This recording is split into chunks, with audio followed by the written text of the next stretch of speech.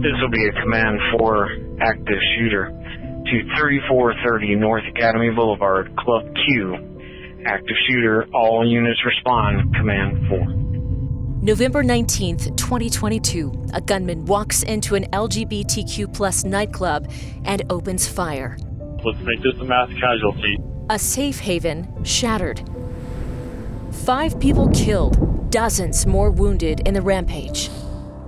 How? Why? Police hailing 2 brave club patrons for stopping an attack that could have been even worse.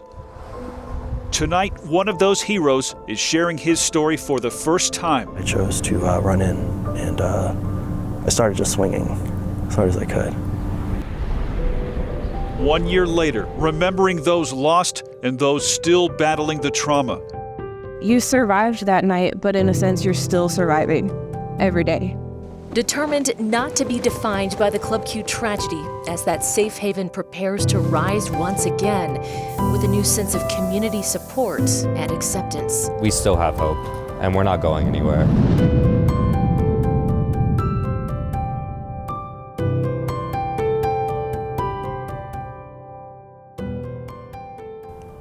Thank you for joining us for Club Q 1 year later. KRDO 13 will spend the next half hour uninterrupted as we look back at the devastation that rippled through Colorado Springs after the deadly mass shooting here at Club Q. But out of that tragedy also came stories of bravery, resiliency, and now hope for what's ahead. We begin with a look back at that chilly November night. It was just days before Thanksgiving on what was supposed to be a fun night out among friends when the unthinkable happened.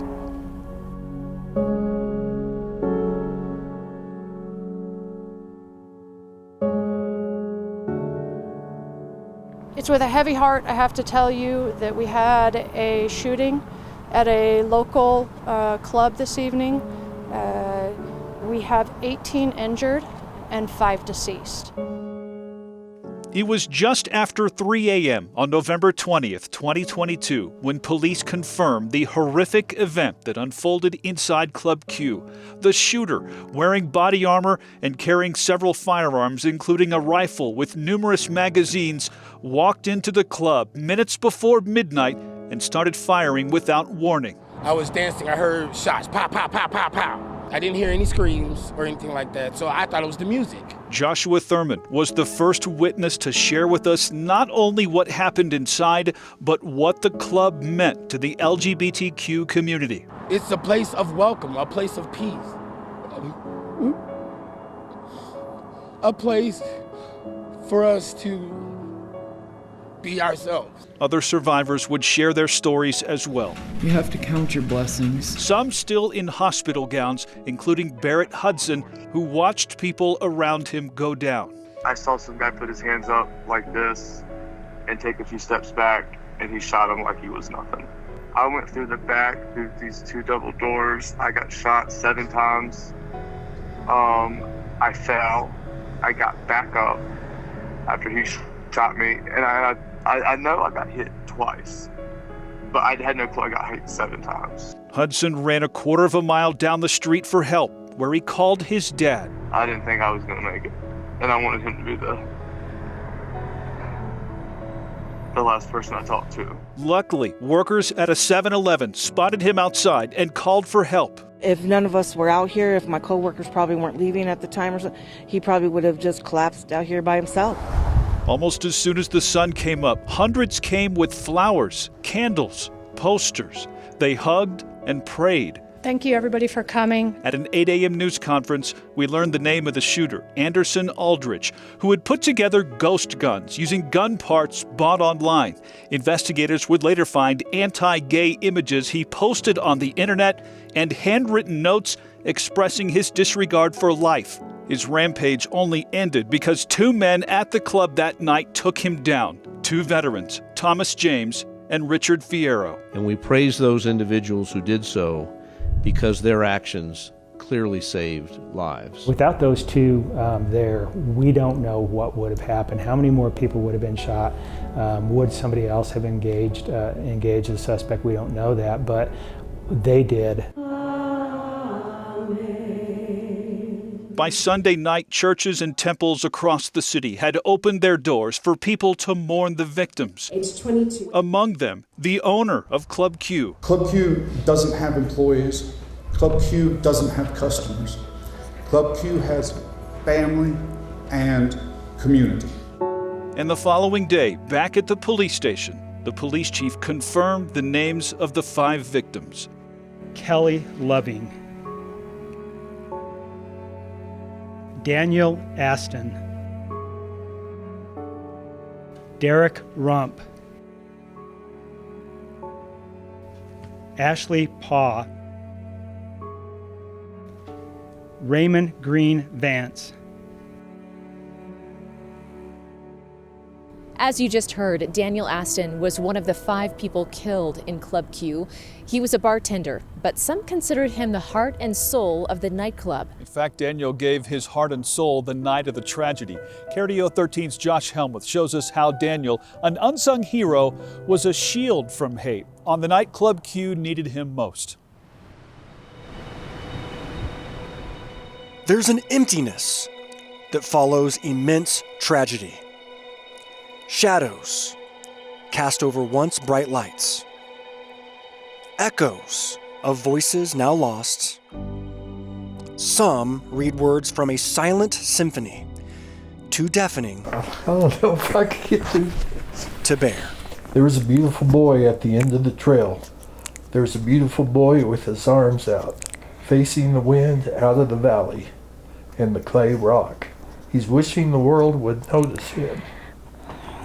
He's wishing the world would know him. I'm wishing for more clouds so he can point to the sky and tell me which objects he thinks they look like. Born a girl, Delaney Davis Aston grew up to be Daniel Aston, and he always had a way with words. That was the part of his sweetness, you know. It took years, but Sabrina and Jeff Aston dropped a few lines of their own, convincing their son to leave Tulsa, their original hometown, for the more open pastures of Colorado Springs. Daniel did not miss a beat. He had more friends. He had almost as many friends as in Tulsa within 2.5 years. Just crazy. Especially at a place called Club Q.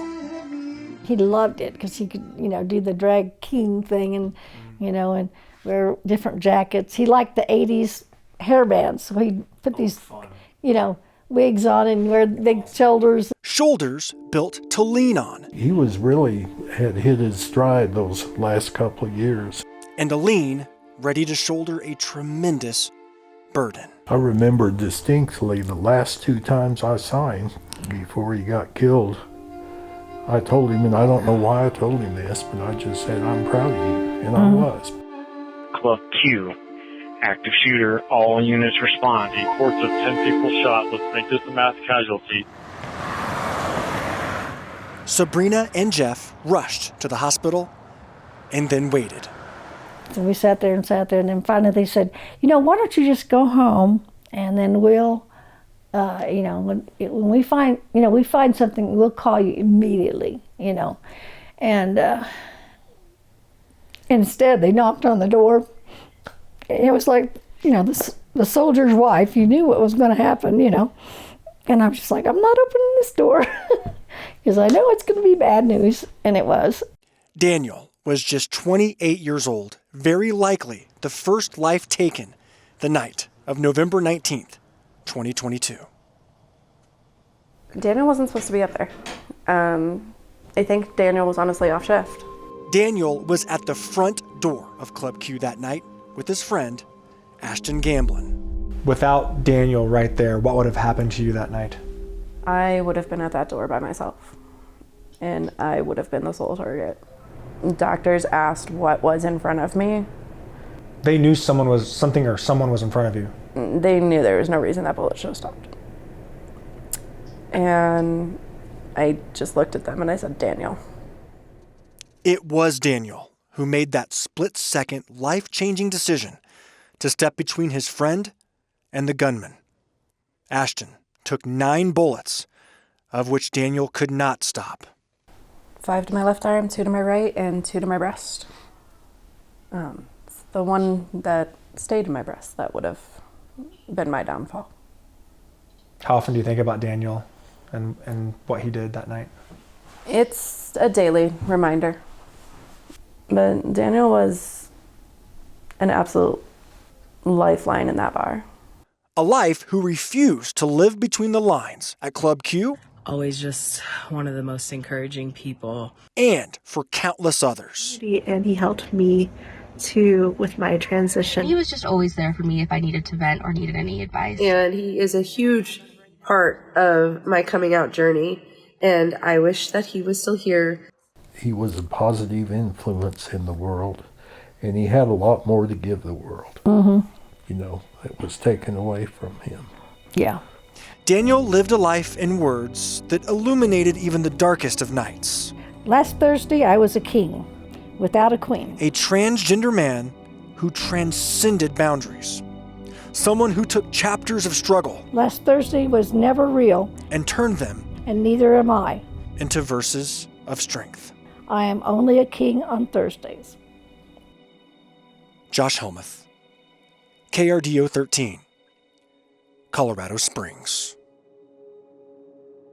Had it not been for brave patrons willing to subdue the shooter, the losses at Club Q could have been that much greater. Credit goes to 2 men, strangers going into that night, but now forever linked under the banner of protection. It's no coincidence both have served years in the military. Rich Fierro, an Army veteran, and Tom James, an active duty Navy sailor. Fierro is credited with tackling the shooter, knocking the gun loose. He shared those brave moments in the days following the tragedy. We didn't hear from Tom James then, as he was battling injuries and challenges of his own. But now, 1 year later, he too is sharing his story with us. I'm a very casual person. Tom T-O-M. James. J-A-M-E-S. Navy Petty Officer. Navy ranks are unfortunately a little complicated. Second class. If to be more specific, I am an Information Systems Technician Second Class, IT2. That smile you see Tom wearing is a return to who that person was before the shooting. That spark that so quickly comes now went dim in the days following the shooting at the club. How are you doing in this moment? How are you doing today? I would say it's been a journey. That journey after the shooting has taken a lot of counseling and help from his friends. His personal battles initially folded him inward, waking up one day surrounded by bottles of alcohol. The guilt of wishing I was faster. And those thoughts countered by not wanting praise for his actions. the hero discussion, you know. I was never the biggest on hero worship. Tom says he's learned to recontextualize what happened. What happened when the soft-spoken Tom James ran towards the gunfire? Just wanted to find, you know, my own little bit of community out here, and I found it there at Club Q. I remember being on the back patio with a friend of mine. The gunshots initially just sounded like part of the beat of the song to me. And then the screaming started. There was just a lot of shouting, just wordless screams. As I'm running in to confront them, one of my friends falls through the glass, and they died, unfortunately, you know. And it was that break in the silence and the gunshots that I chose to run in, and I started just swinging as hard as I could. Really, it was just this sense of anger and just worry for my, you know, the family I had in the club that night. That really just drove me. In the process, Tom grabbed the barrel of the shooter's gun, his hand burned by its heat, a bullet from that very gun piercing him. I was shot here through the chest. At one point we wrestle, fall over the banister, end up on the dance floor, and that's when I remember seeing Rich Fierro. In the chaos, Tom gave up his cot, letting others more critically wounded be taken to the hospital before him. He, too, eventually was taken to the hospital, doctors having to open him up to see if there were any organs hit. The bullet ricocheting off a rib, collapsing a lung. Tom was awarded the Navy and Marine Corps Medal for his actions, the highest non-combat decoration for heroism. Looking back, I would do it again and again. I try to model my life after my life on the ship, which is very, very structured. Today, Tom is able to dream, looking fully to the future, beginning with buying an RV and exploring the West Coast. I've got therapy now. I'm socializing again. I'm learning to enjoy myself again. I've always wanted a nice big plot of land. Tom is in the process of medically retiring from the Navy. He aspires to help those with mental health and addiction recovery. Those heroes, without a doubt, saved lives that night, and there are many survivors grateful to be alive. But today, some of them still carry the invisible burden of the tragedy they witnessed firsthand. KRDO 13's Annabelle Childers spoke with them about their daily struggles and their choice to bravely move forward. Opening up Laura Bell's saloon, pouring drinks, making cocktails, working as a DJ for shows. I basically just turn on our system for the day. Those things are straightforward for Jericho Laval and Brianna Winningham. But behind the everyday routines at the place where they both work, there are emotions and triggers that instantly transport them back to a night 1 year ago. I went inside to the bar area to get a drink and everything changed. Last November, the two were out celebrating a birthday at Club Q. Brianna on the patio and Jericho inside. I hear the loud bangs, and then I see the flashes. Jericho remembers smoke filling the room and the sight of a gunman shooting into the crowd. I'm watching people fall, I'm watching people get hit, and then he walks down to the dance floor and sprays again. Springing into action, Jericho says he ran outside to make sure Brianna was okay before trying to help people inside. It was a bunch of confusion. You don't expect something like that to happen, especially in a place that you've been for a long time, in a place that you felt safe, you felt comfortable. At that time, I didn't know I had actually been shot myself. Though it's been a year since Jericho took a bullet in his right leg, and the entry and exit holes of that wound are now scars, he walks with a limp. Does it feel like that's a physical symbol of the emotional pain and trauma? Yes. I forget, and then I'll take a step wrong, and it'll bring everything back. His best friend, Brianna, cleaned the bullet wound day after day, all while fighting her own demons. I've never cleaned a bullet hole before. I don't know if I'm doing this right. Brianna can't speak about what she saw or experienced that night. The pain is still too raw, and she goes back and forth on how she wants to share her story. I want there to be other things about me than, oh, well, you're just the girl that was in, a mass shooting, or you're just a trauma survivor, stuff like that. I want people to see me as a person, not as trauma. But that invisible weight is still there. The hardest part right now is just getting through each day. Yet Brianna and Jericho have chosen to wake up each morning and fight through their fear and pain. This summer, the two got jobs at Laura Bell's saloon. No, it's not what Club Q was, but it's a new safe space. A year later, they're not allowing the tragedy at Club Q to permanently take away their feelings of safety. They're choosing to live with bravery and boldness for themselves and also for their young kids. My 9-year-old little girl is looking at me. I have to be, a good role model for her and show her that, even though life gets hard, you can still get up each day and live it. You don't have to let it get to you. In Colorado Springs, Annabelle Childers, KRDO 13. Tonight, the shooter who pleaded guilty to the attack here at Club Q is at the Wyoming State Penitentiary. The Colorado Department of Corrections confirms Anderson Aldrich has been transferred from Denver to the Wyoming facility due to safety concerns related to the crimes. Back in June, Aldrich, who is identified by they/them pronouns in court documents, accepted a plea deal and was sentenced to 5 consecutive life sentences for murder.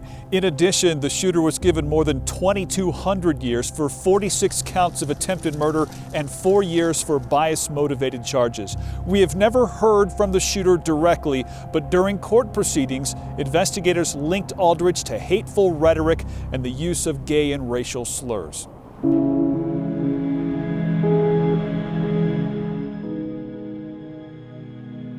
While there were initially plans to reopen Club Q here again, the tragedy's long-term impact has changed that course. Instead, there will be a fresh start with a new name, concept, and location for what was once Club Q. KRDO 13's Bryn Carmen walks us through the owner's difficult decision to move forward.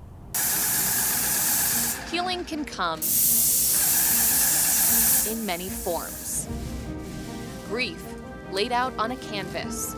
For Michael Anderson, painting and renovating this space has taken on a cathartic release. All good things take time. A time that's healing wounds. Club Q is starting fresh, and not just with a coat of this bright and bold purple paint, but with a new location in the lobby of the Satellite Hotel, southeast of downtown Colorado Springs, behind the cafe the club already operates. It will be known as The Q, a bar and lounge with games and a stage for shows. This bar will be operated by survivors. It will be run by survivors, for the community, for everybody. Anderson is one of those survivors and now serves as the Vice President of Operations for Club Q. It's a really healing and exciting thing too. He's taken on the leadership role in the last year, a year that continues to bring nightmares. I looked up again, and that's when I saw like the barrel of the assault rifle entering into the patio that I was hiding in. Anderson was bartending that night. And I was just like, you're about to die. Like, you have like 10 seconds, and then that's it. He says the music was blaring, but there was an eerie silence after the first round of shots rang out. After a few moments, Anderson decided to make a run for the front door, but he wouldn't make it far. And I remember seeing my friend Derek lying on the ground at the entryway of the patio door. And I think that's when it really hit home for me. I'm like, I was fortunate to survive in the end, but when you see that kind of like injury and like just horror, you know, to your friends, you're like, it's not fair. Derek Rump was also bartending that night. He was one of the 5 people killed. I just remember trying to comfort him and talk to him, and then I realized, you know, he wasn't going to make it. 1 year later, the makeshift memorial for the victims remains, with signs of hope all around. And soon, construction for a permanent memorial will begin. This is what it will look like when it's finished. The Club Q building itself will remain as is, but stay closed. Its future will be addressed at a later time. Heard a lot of opinions over the last year. You know, some survivors have felt like, I don't want to go back in there, and I get that. While other survivors have said, I want to go back in there, please reopen.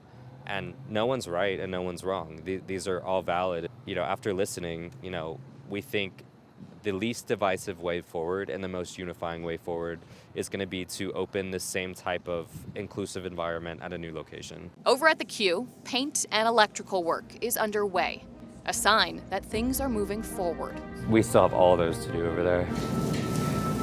So clearly, still a bit of a construction zone, but what is it like to look around, see all the hard work, and really see the Q start to take shape? Yeah, it's exciting. I mean, it's this space that we've been in has been a storage for the last year, more than that even.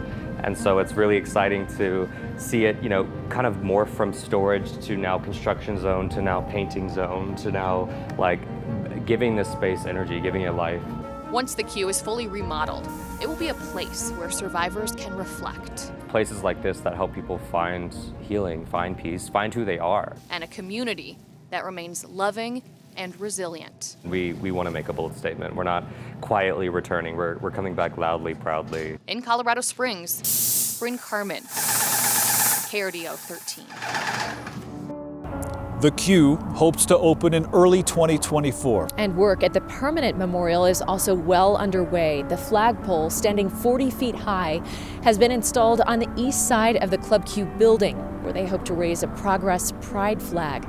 The next stage of construction will include 5 pillars being built around the flag to honor the 5 victims. The shooting here at Club Q has no doubt changed the Colorado Springs community forever. According to those within the LGBTQ+ community, it exposed pockets of hatred, but also overwhelming compassion. Here's what some of those closest to the tragedy had to say about their new feeling of acceptance and what still needs to be done. The world needed to know not only what happened there, but we can't allow the hate to continue. And we're not going to let the hate keep us from being the people who we are.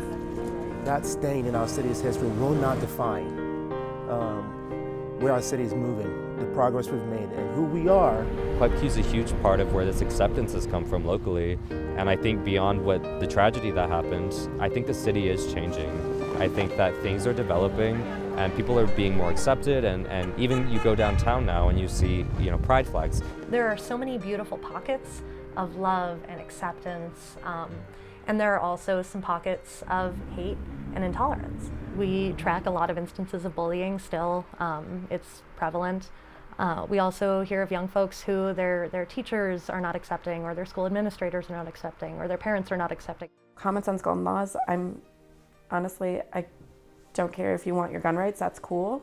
I don't want to die by those gun rights. So how about we come to a mutual understanding of common sense gun laws? Mental health is huge. We live in a mental health desert. It is so hard to access a therapist. We need a lot more resources. We need a lot more education. I don't think anybody in their right mind would do anything like that. And I think if we can help them first, we might be able to prevent future disaster. Hope is the last thing to go, and we still have hope, and we're not going anywhere. Healing comes through love, finding peace comes through love, and we're gonna find that together. Thank you for joining us for Club Q 1 year later. You can find extended interviews and exclusive content on our streaming platforms right now. Just head to krdo.com.